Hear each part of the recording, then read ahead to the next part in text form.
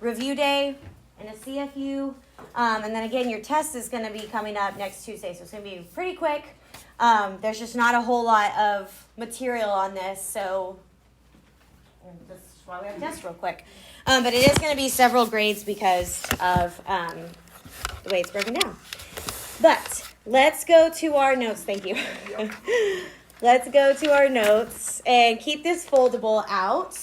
I hope y'all have formula charts as well, do we? Yeah. Okay.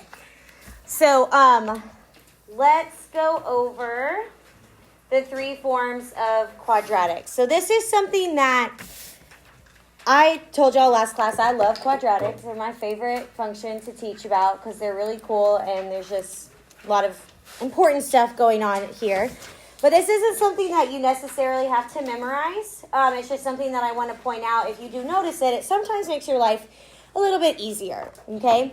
So we're still going to be finding all these things, all these key features. That's a big deal, so keep this handy. But, and we kind of already did this last class when we did the final three equations. And we talked about, hey, this is our standard form right here. This one's our standard form. And then these two that we did, those were not in standard form. But they were still quadratic, and we put them in Desmos and everything. But this part, this little diagram up here is going to kind of talk you through the names of the forms. So if we're flipping 2 pages over, we're on page. There's not a number, is there? No. Of course not. No number. Somewhere around 4 or 5, probably. Yeah, the one that looks like this. There's 3 forms of quadratic. Mm-hmm. And 2 of these forms are on your formula chart. So we already talked about standard form. We've seen standard form quite a bit. That's on your formula chart, and vertex form is also on your formula chart.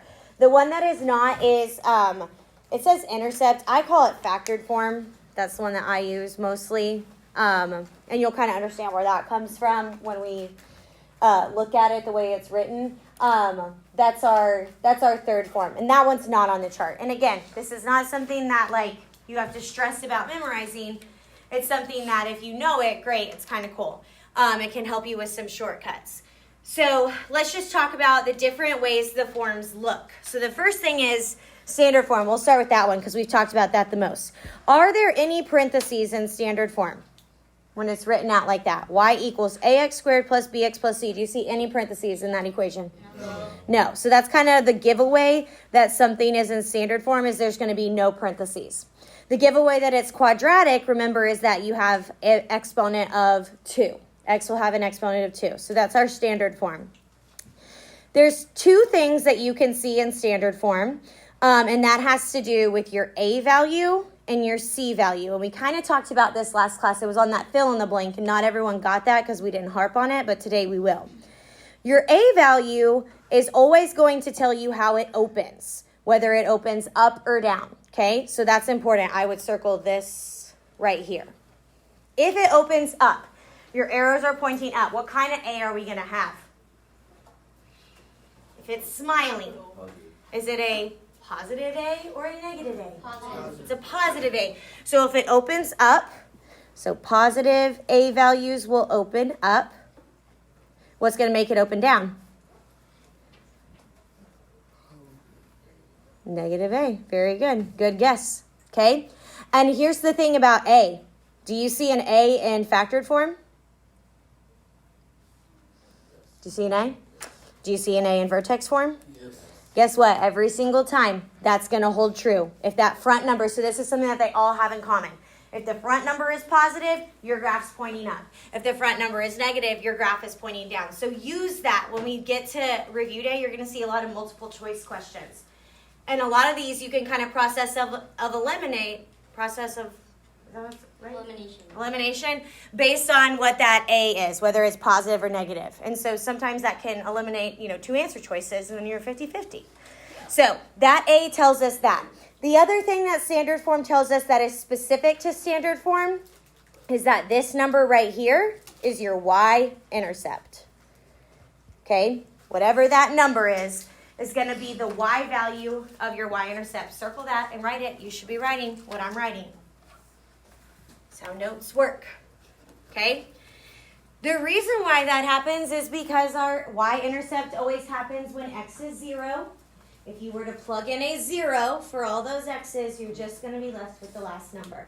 So that's really the only thing that you can see is if I give you a standard form, the last number, you can see the y-intercept. You can see how the graph opens. Cool. Okay? And then they kind of wrote that right here. You can see the y-intercept. And it's right there. So that's one of the things that we'll talk about is how do we know it's in standard form and what can we see there? The next one I feel like that is fairly obvious is vertex form. Okay, does vertex sound familiar to you? Yeah. That's a vocab word, right? What is the vertex? No. Vertex. Vertex is right here. Y'all should have this in front of you. Open it up. Read me the definition. What is it? Max or minimum of Imaginary. Center point of a quadratic graph. Okay, your vertex is the maximum or the minimum point. It's the point that the graph changes. Remember, the symmetry is about that point right there. That is your vertex point. So in vertex form, what do you think you can see? What do you think?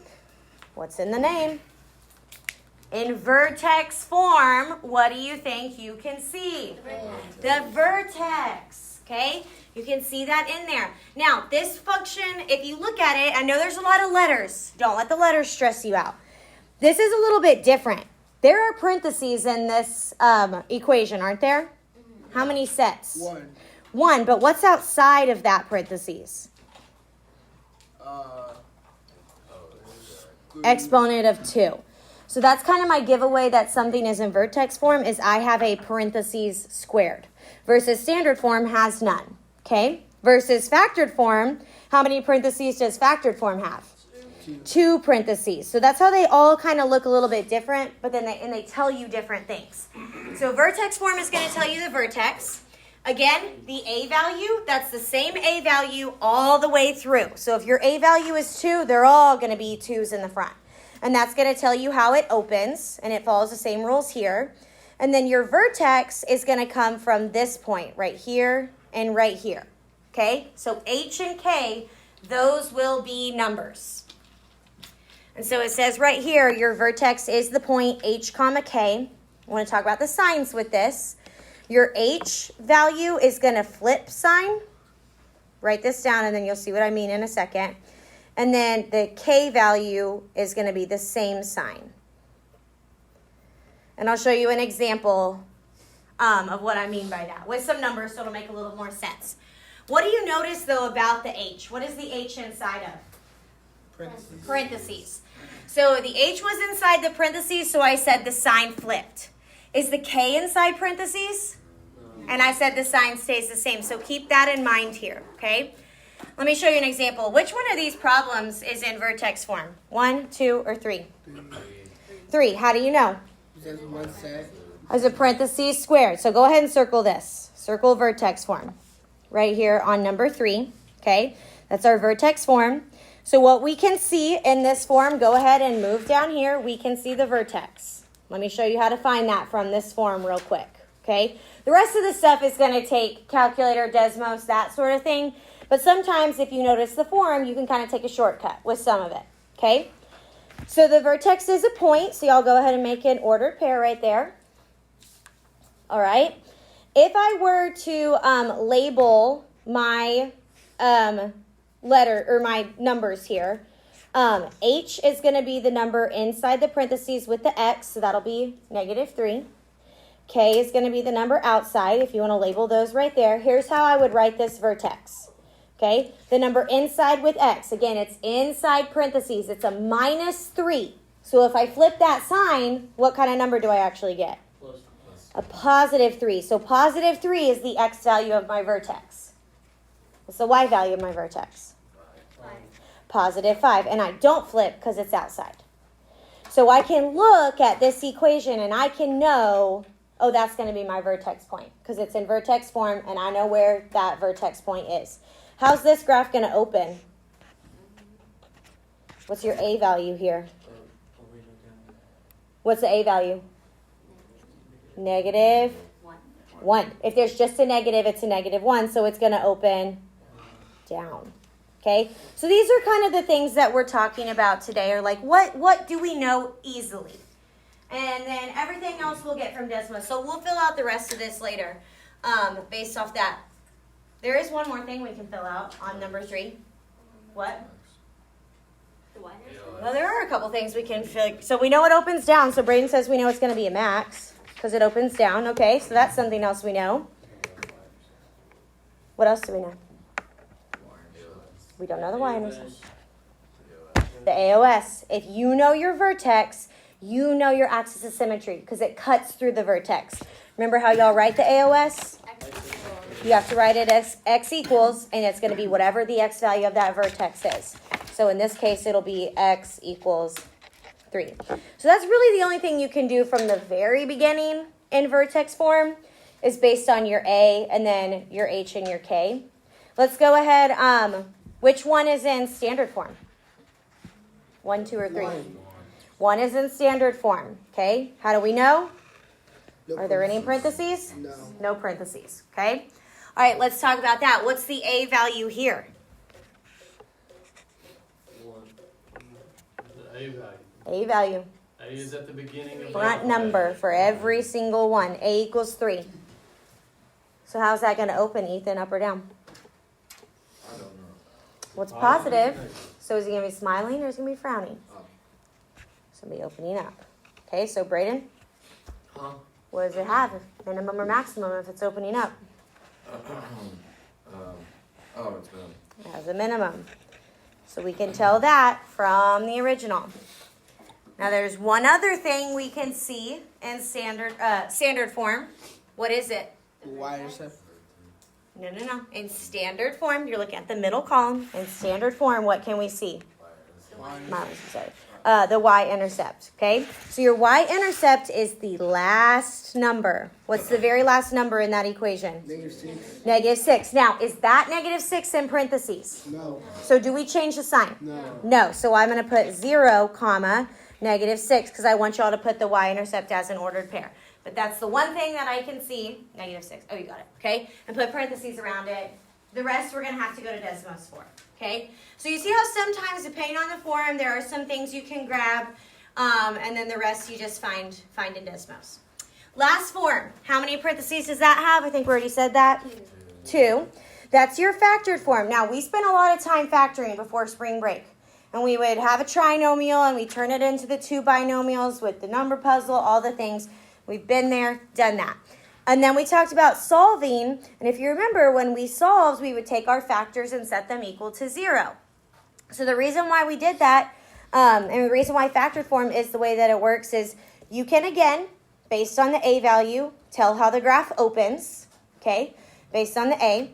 But then you can also see your x-intercepts. What are our other names for x-intercepts? Roots, solutions, and zeros. I need everyone to start saying that. Zeros, roots, solutions, x-intercepts. All of those are what, are all the same thing. And we can see those here. And those come from these numbers in the factors. Okay? They call them P and Q. They will be numbers. What are they both inside of? Parentheses. So what does that mean about their signs? They flip. Flip signs. Okay? So make that note. And then we're going to do what we can on number 2. So that would be the roots. You didn't flip the signs. Flip. You have to flip the signs. They just swap. So what form is number 2 in? I think we know.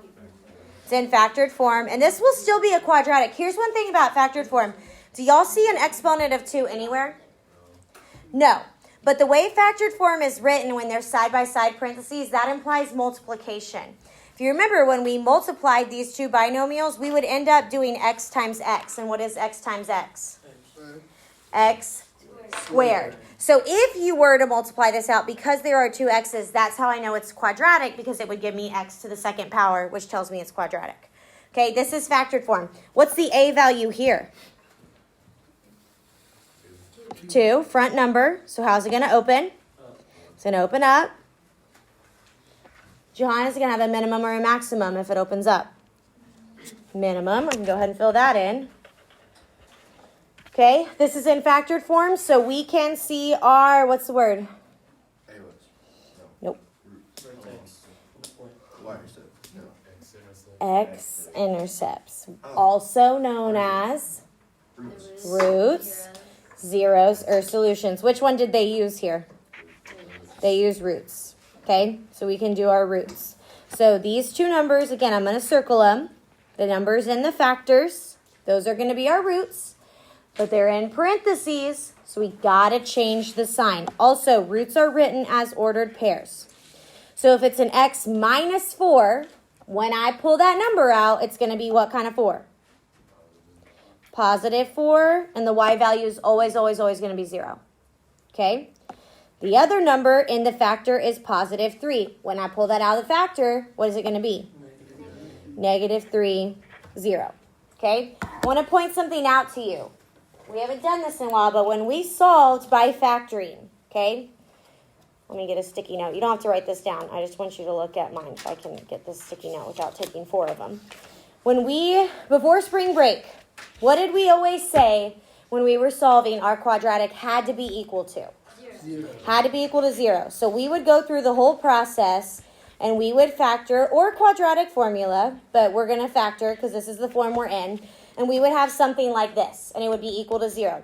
The reason why we set it equal to 0, when you solve a quadratic, which we did, again, been there, done that, y'all did great at that, you were finding the x-intercepts. That's what it means to solve a function, okay? You didn't realize that. We said you were finding solutions or zeros, but what do we know is the same thing as solutions or zeros? X-intercepts and roots. They have more names, okay? That's what you were really looking for. So what did you do? Do y'all remember what you did once you got here? You did all your factoring. Here's your factored form. Do y'all remember what you do? You take each factor and separate them equal to 0, like this. And then what? And then you're just solve. We've already grouped. Then we have to solve them. So how do you undo a minus 4? Plus 4. Plus 4. What is 0 plus 4? 4. That's where that sign change comes from. Okay? What did we get as one of our roots? 4. What about this one? X plus 3 equals 0. How would I solve x plus 3? Minus 3, minus 3. And that's how I get x equals negative 3. And that's why the sign is changing, because anytime you have something in parentheses like that, when you solve it, you're technically setting it equal to 0. Switch a sign, switch a sign. Okay, so that should make a big connection back to what we did before break, and that's why those signs change. Okay, I told y'all you had to trust me for a little while, and now hopefully it makes sense. Okay, so these were the things that we could find. We can find minimum and maximum based on our A. Standard form tells us the y-intercept. Factored form tells us the roots, 0 solutions, x-intercept. Vertex form, we can find the vertex, which we also know the AOS. So those are the things we can easily see. Now, how do we find the things we can't easily see? Desmos. Let's go.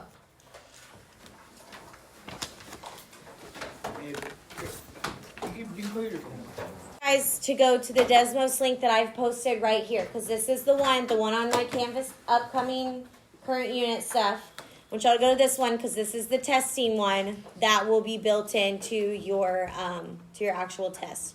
So click that link, and it should look like this screen right here. Okay, so go through that one. I'll keep my mouse on it. I'll take Canvas. Go to my Canvas page. We're going to start. Let's type our standard form equation in Desmos. How do you do a squared? All right, everybody listen, because y'all need to know how to do this for your test. On your keyboard, how do we do an exponent in our graphing calculator? I don't know. What's the button to do an exponent in the calculator? Yes, you do. X2. The caret button right here. Okay, look, I'm pointing to it. That's the caret button. That gets you an exponent on the calculator. Guess what? There's a caret button on your keyboard. Look at the number 6. What's right above it? A caret. So if you need to get an exponent when you're typing, you just do Shift 6. So read me the first equation that we're going to do. Number 1, the standard form. Did I read it? Yeah, y equals 3x squared 3x shift 6 squared. Okay, that's what I typed. And then you need to do a right arrow to get out of that. Okay, what's next? Plus 5x 5x minus 6. minus 6. Okay, you can see your parabola here. Okay. It just might need to be zoomed out. So if you go over here, there's zoom in, zoom out. Sometimes in Desmos, you're going to have to kind of zoom to see all the stuff you need to see on the picture. Okay? Maybe in Desmos. Okay? Oh, we're doing these. Okay. Yes, we're doing number 1. Get this function typed in. Let's go. Because we need to answer the rest of the questions about this function. I can't get the. Okay, so once you have your graph, I want you to go through and try to answer the stuff that we didn't do. We haven't answered x-intercepts. And remember, Desmos, as long as you know where they are on the graph, you can hover over and they'll give you the points. Just put the 3 decimals that they do on there. So go ahead and answer those. Try the domain and range, and we're going to go over this in just a second. Okay? Let's talk about this one real quick. I want to show you, I've been saying y'all got to know the vocab. This test that you're going to take on Tuesday should be really easy as long as you know the vocab. And if you know how to use Desmos, and you're going to get to use Desmos when you need it on the test, you have to know what the points are that they're asking for. Like if I tell you the roots and you just have this graph, you have to know where they are. But once you do, you can go. And again, Desmos, if you hover over it, it's going to tell you what they are, and it's going to write them in the right way. But you have to know what it's asking for, okay? I know it's like new. We did a lot of it last class, but that's why we're kind of continuing to do this again. And that's just what we're going to do the rest of class is these other problems, okay? So let's go over what we know. We knew this was in standard form. We knew the y-intercept, which again, if you forget where the y-intercept is in standard form, guess where it is? It's on the graph in Desmos. As long as you can point to it, you can see it. And you can confirm that we did that right. So you don't have to memorize all the stuff we talked about with the 3 forms. You just have to know where it is. The x-intercepts. There were 2. They were decimals. That's okay. There's a lot of times that not everything is going to be nice, pretty whole numbers. Did y'all get these 2 as your x-intercepts? Yeah. What are the other names? Everyone. Roots. Zeros, solutions, x-intercepts, okay? AOS, actually, I would do the vertex first because if you know your vertex, then you know your AOS. So here is your vertex. Again, the point that it was is right here. The vertex point is so important because it not only is something that you need to find, it tells you 2 things. What are the 2 things you use this vertex point for? What's one of them? The axis of symmetry. Which value is your axis of symmetry? X. The x. Okay, here to here. Are you looking? Mm-hmm. Now, the y value of the vertex helps with what? Where else do y'all see that number? Negative 8.083. The range. Okay? The x is your axis of symmetry. The y helps with your range. We can see from the graph, let's finish minimum or maximum. We already knew based on the a value, because the a value was positive, but we can confirm here it's opening up. Your domain, we can assume that anytime you put it in Desmos, there's not a word problem or a story with it. You'll have those left and right arrows. So your domain, you can either write negative infinity, less than x, less than infinity, because it's domain. You can write all real numbers in words. You can write the all real numbers sign. I do not care. Your test is going to be multiple choice, so you need just to be able to recognize it. It'll be one of those 3, okay? Your range. This is the one that I feel like people are kind of struggling with, okay? And that's okay. Domain and range is hard. Your range depends on how it's opening, but remember, it's always kind of the same framework. If I cover up this bottom one, you're going to have a boundary, less than y, less than a boundary. Now, if you look at this graph with the range, there will be a boundary. It will either be an upper boundary or a lower boundary. Depends on how it's opening. Which one do I have here? An upper or a lower? I have a lower boundary right here. And that boundary is the y value of the, what? What's the name of the point that I'm pointing to? Vertex. So I grab that y value. Your range will always equal that boundary. Okay, so that's why I put the less than or equal to right there. So when you fill in the number, there's really only one number you fill in. It's going to be an equal to. But do I have an upper boundary on that graph when it's going up forever? No. So I have a positive infinity right there. You could write it y is greater than or equal to negative 8.083. That's kind of a shorthand. You can write it like that. Again, the way I would read that, here's my boundary, negative 8.083. My graph's going above. So I can use a greater than or equal to. I am not picky if you freehand it, but I will tell you these questions are multiple choice, so you need to recognize like both. If it's multiple choice, I feel like they're going to write it like this. Okay? What's another way to write y? A fancy way to write y. Do we have it anywhere? I know it. Hold on. I don't know it. What's another way to write y? F of x. So sometimes you might see it, instead of writing a y in the middle, they could also put the f parentheses x. They could write that in words. What does this say in words? All real numbers. What is this symbol? Greater than or equal to what number?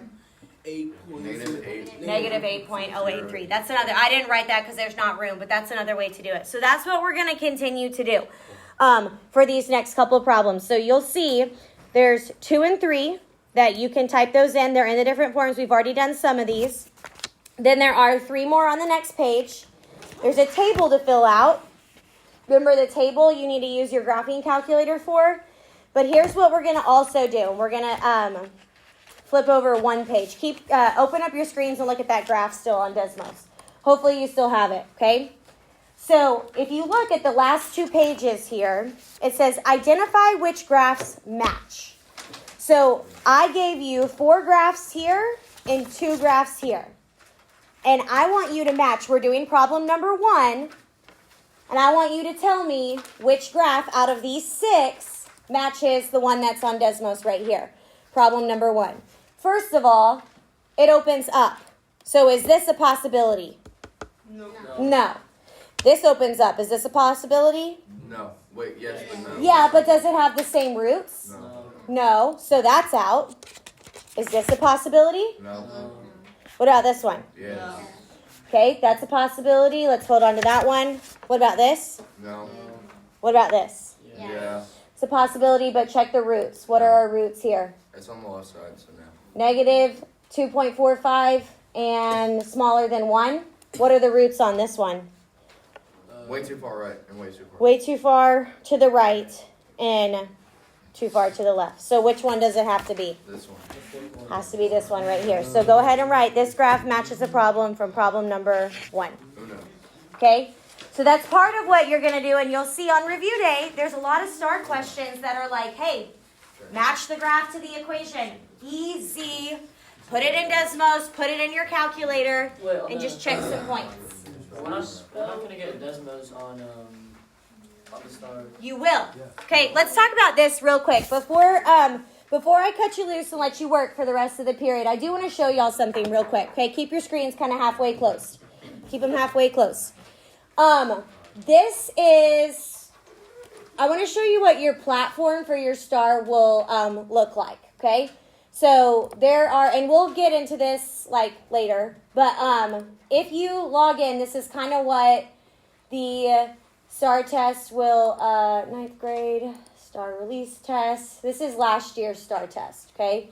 There's a lot of clicking, it's annoying, but this is what the interface looks like. So this was the first question of last year's STAR test. So Anya, I think you were asking about formula charts. Right here, look at what I'm pointing to, references.